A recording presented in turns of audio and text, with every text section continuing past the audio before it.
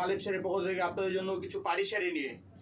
একটা পাড়ি শাড়ি হবে কুরুসি নেটের মধ্যে মেরুন কালার, সম্পূর্ণ শাড়ি থাকবে সুতার কাজ করা বা স্টোনের কাজ করা।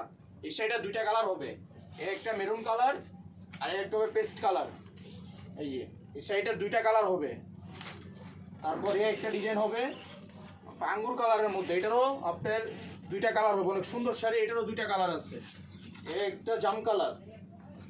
যারা নিতে চান অবশ্যই আমাদের এই হোয়াটসঅ্যাপ নাম্বার থাকে, অবশ্যই যোগাযোগ করবেন। একটা কালার গেল, একটা ডিজাইন, এটার হবে 4-5টা কালার।